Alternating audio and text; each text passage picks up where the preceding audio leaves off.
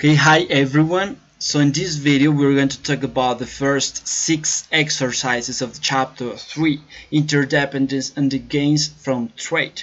This is a book, Principles of Economics. It's a book of Gregory Mankiw. So the first question says, consider the farmer and the rancher from our example in this chapter.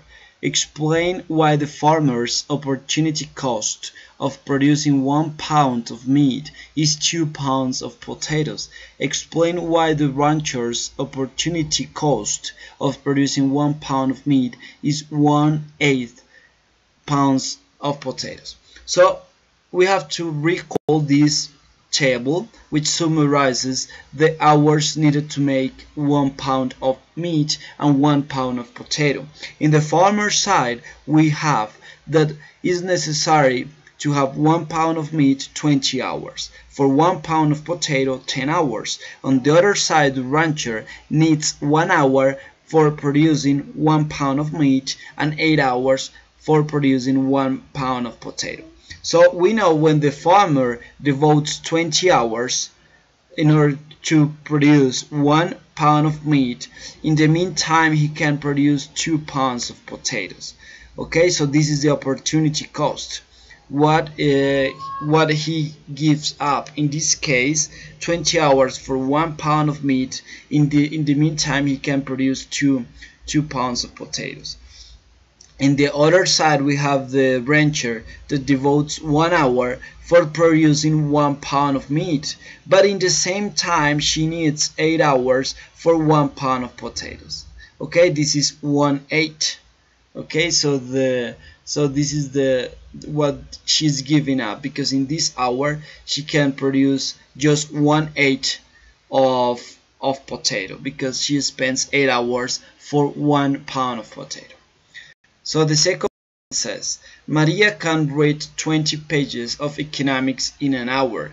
She can also read 50 pages of sociology in an hour. She spends 5 hours per day studying. Draw Maria's production possibilities frontier for reading economics and sociology.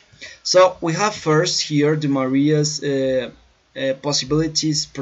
production possibilities frontier.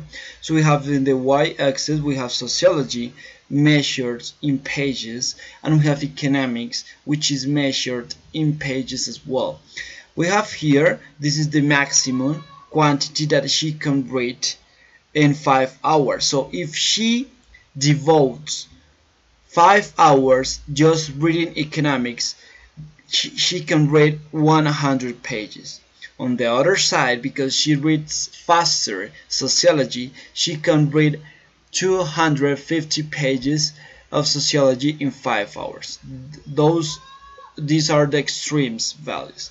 So the question is, okay, draw the Maria's production possibilities frontier for reading economic and sociology. That's it. The second question B is, what is Maria's opportunity cost of reading 100 pages of sociology? So it takes 2 hours for Maria, because she reads 50 pages by hour. So in 2 hours she will read 100 pages of sociology. But in the meantime she can read 40 pages of economics. Hence, the opportunity cost is 40 pages in economics. The third point, Americans and Japanese workers can each produce 4 cars a year.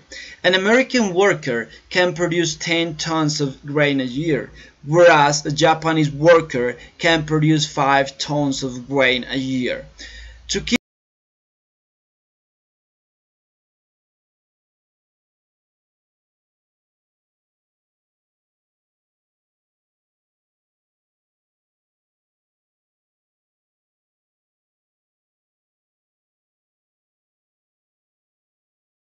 needed to make 1 unit of, and the amount produced in the time established. So here we are talking about years. So given that we are talking about the same inhabitants in each country, I'm going to talk about just about per worker. So years needed to make 1 unit of cars. So as we know, United States each worker spends takes 1 year to produce 4 cars. So it means that the years needed to make 1 unit of cars is 1/4, and each worker produces 10 tons per year. So it means that the years needed to make 1 unit of grain measured in tons is 1/10.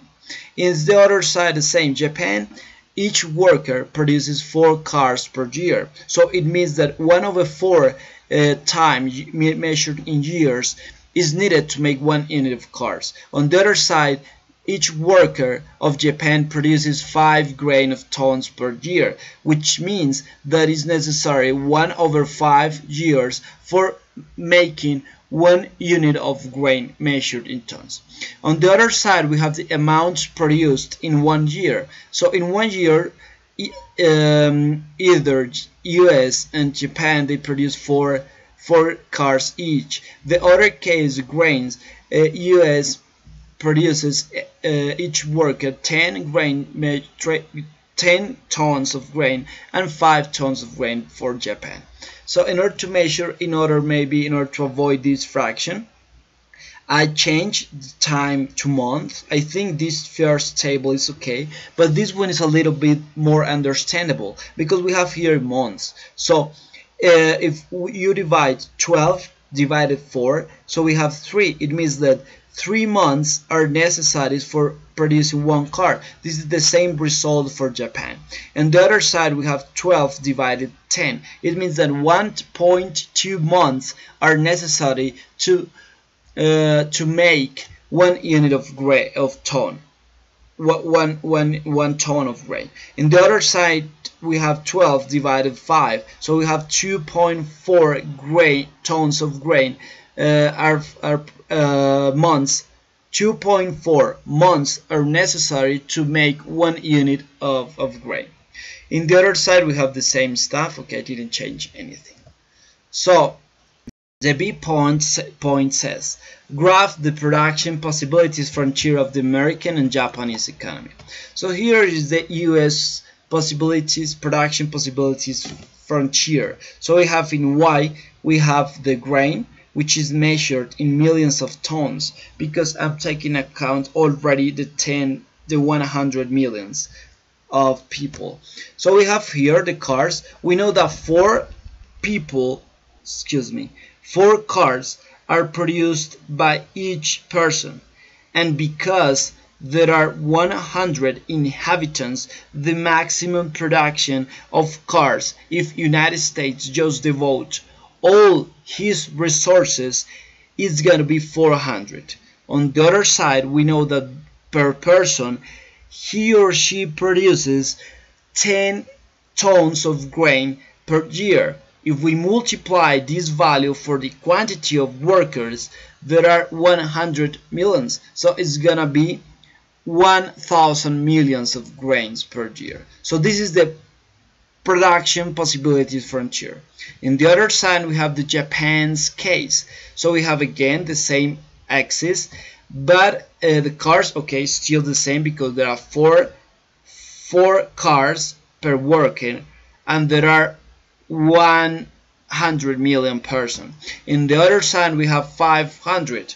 Why? Because each worker produces 5 tons of grain per year times 100 millions. We have as a result the 500 grain measured in millions of tons if all Japan produces just grain. So this is the B. C case, for the United States, what is the opportunity cost of a car of grain? For Japan, what is the opportunity cost of a car of grain? Put information at table analogous to table 3.3. So we have first the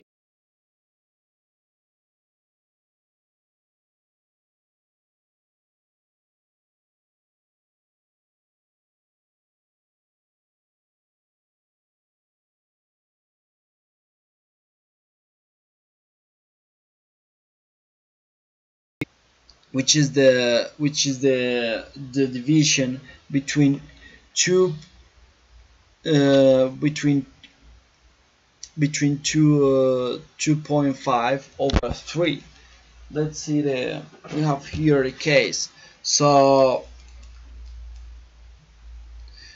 again, okay, we have this one. The opportunity cost is 0.4 because it's one car divided 2.5. Okay, this is 0.4 because in the time that United States produces just one car, they are giving up the production of 2.5. This is 0.4.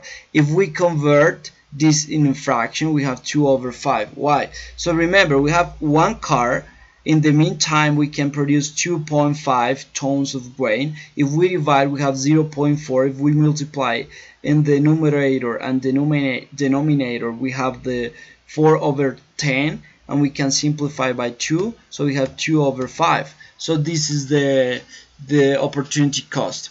In the other case, we have Japan spends 3 months for producing a car, the same time as United States, but in these 3 months they can produce 1.25 tons of grains. If we divide one car over 1.25 tons of grains, we have the opportunity cost is 0.8, and we can express in fraction as well, 4 over 5. It's the same case. One car, in the meantime, we can produce 1.25. So if we divide, we have 0.8, and we can multiply by 10, we have 8 over 10, and we simplify by 2, we have 4 over 5. So this is the opportunity cost. Now expressing same idea in a table, we have the opportunity cost of one car for United States is 2.5 tons of grains, and the other side for Japan is 1.25 tons of grains.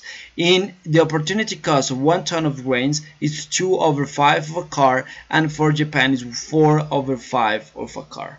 Okay, the D point says which country has an absolute advantage in producing cars and in producing grain. So we already have this table. Remember, the months needed to make 1 unit of cars and grain. So here, United States, as you see, it has the absolute advantage for grains. Why? Because if you see here, United States for 1 year, he can produce more grain. You see, 10. And what about for cars? So there is no absolute advantage in cars because both either United States and Japan, they can produce the same quantity, 4 cars per year. So absolute advantage in grains for United States. There is a draw between United States and Japan. So the next case says which country has a comparative advantage in producing cars, in producing grains. So we have here the same table that we developed before is about the opportunity cost of United States and Japan. So we have here the products, cars, and ton of grains. So what about here? We see that United States has a comparative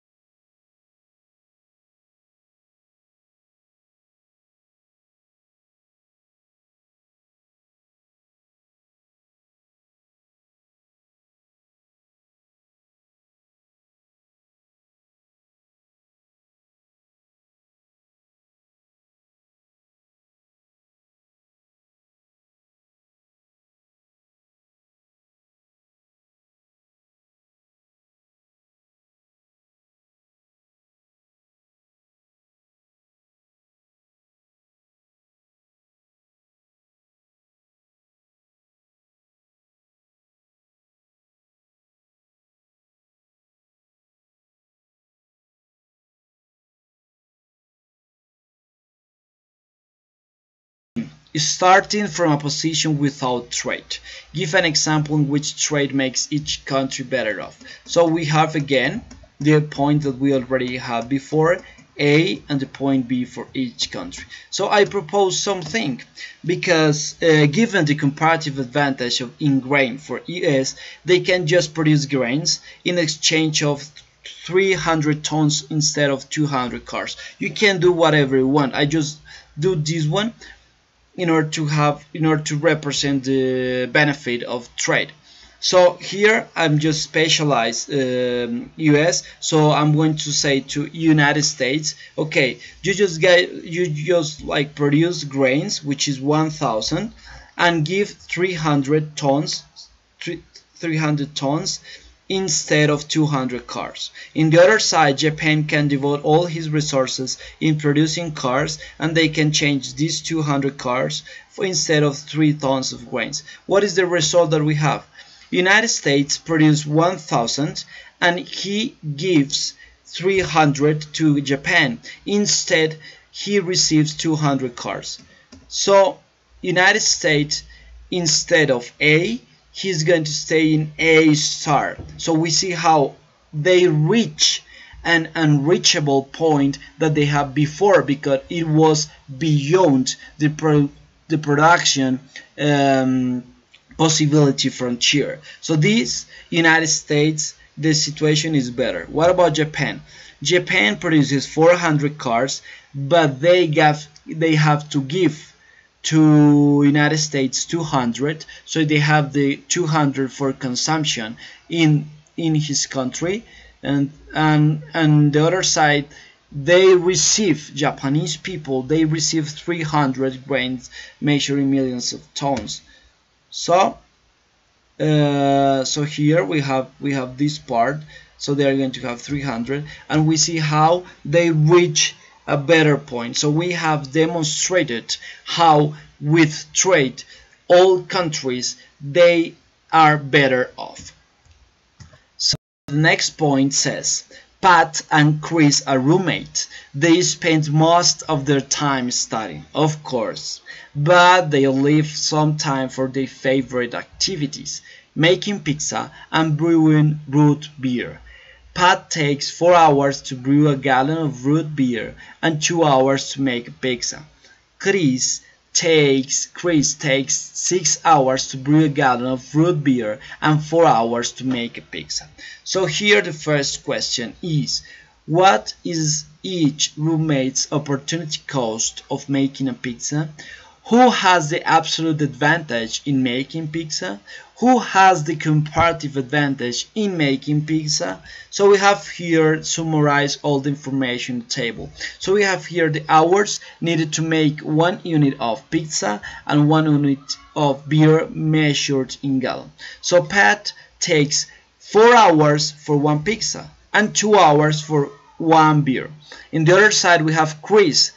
She spends 4 hours per pizza, the same as Pat, and she has 6 hours of 6 hours for 1 gallon of beer. So in this case, the first question is, what is each roommate's opportunity of making pizza? So Pat takes 4 hours for producing 1 pizza. In the same time, she can brew 2 gallons of beers. Okay, hence the opportunity cost of 1 pizza is 2 gallons of beer. Okay, and the other side we have Kris.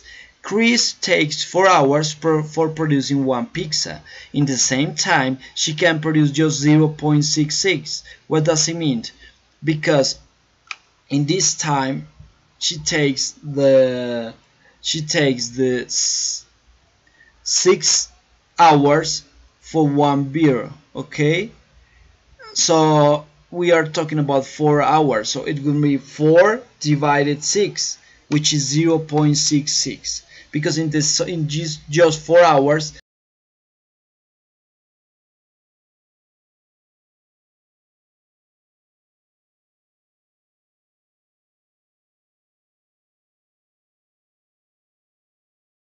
The second question is, who has the absolute advantage in making pizza? So again, we have here. So who is oh, sorry. So who has the absolute advantage in making pizza? So in pizza there is no absolute advantage, because both Pat and Kris, they spend 4 hours for making 1 unit of pizza. So there is no absolute advantage. The second point is, who has the comparative advantage in making pizza? So there is a comparative advantage with the girl that has to give up less for producing pizza. This is the case of Kris. Why? Because her cost, the opportunity cost, is 0.66, as we saw before, compared with Pat. She has an opportunity cost of 2 gallons of beer. So in this case, Kris has the comparative advantage. The C point. The price of pizza can be expressed in terms of gallons of root beer. What is the highest price at which pizza can be traded that would make both roommates better off? What is the lowest price? Explain. So here we have the opportunity cost. So here we have the opportunity cost of 1 pizza, the opportunity cost of 1 gallon of beer for Pat and Kris. For Pat, 1 pizza, the opportunity cost is 2 gallons of beer. And for Kris, 1 pizza, 4/6 gallons of beer. In the other side, 1 gallon of beer is the opposite, is half of pizza, and for 1 gallon of beer is 1 point of pizza. Okay, so given the comparative advantage, Kris will specialize in pizza because she has the comparative advantage, and Pat will specialize in beer. Okay, as we see here, who has the opportunity cost the smaller? Is this one, so Kris pizza, and this one is going to be this one, it's going to be Pat. Okay, so which is the highest price at which pizza can be traded is 2 gallons of beer. Why? Because otherwise Pat, if the price is higher, Pat produce pizza because her cost is lower. So this is going to be the maximum value. Okay, maybe we can put 1 gallon of beer, so both they are going to have like benefits. In the other side, the lowest price of pizza can be traded is 4/6 gallons of beer. Otherwise, Kris will not trade because her opportunity cost is this one, and she is going to trade just if the price is higher. Okay, if you buy 1 stuff for $1, you are not going to sell this for less than this $1. This is not the same case. This is the lowest price. Okay, the 5th point. Suppose that there are 10 million workers in Canada, and that each of these workers can produce either 2 cars or 30 bushels of wheat in a year. So in this case, what is the opportunity cost of producing a car in Canada? What is the opportunity cost of producing a bushel of wheat in Canada? Explain the relationship between the opportunity costs of the 2 goods. So we have the first case. A worker can produce 2 cars in a year, but in the same time he can produce 30 bushels. Hence, the opportunity cost of producing a car is 15 bushels. On the other side, a worker can produce 30 bushels of wheat in a year. In the same time, he can produce 2 bushels. Hence, the opportunity cost of producing a bushel of wheat is 1/15 of a car. So what is the relation between the opportunity cost of these 2 goods? So there is there is an inverse relationship between both goods. On one hand, the cost of a car is 15 bushels, and the cost of a bushel of wheat is 1/15 of a car. So point, draw Canada's production possibilities frontier. If Canada chooses to consume 10 million of cars, how much wheat can it consume without trade? Label this point of the production on the production possibilities frontier. So we have here the Canada's production possibilities frontier. We have in the y-axis, we have the wheat measured in millions of bushels, and we have here the cars measured in millions. So in this case, we have remember that we have 10 million people and they can produce 2 cars each worker per year. So we have 20 millions of cars. If Canada devotes all his resources to just cars. In the other side, we have wheat. So we have the 30 bushels of wheat per worker times 10 million. So we have 300 millions of bushels wheat if Canada devotes all his production to wheat. So we have here the production possibilities frontier. So here if Canada chooses to consume 10 million, it's going to be 10, which is going to be the divided 20 divided 10, and 300 divided with 2, it's going to be 150. So this is going to be the point, okay, that they're going to consume and they're going to produce.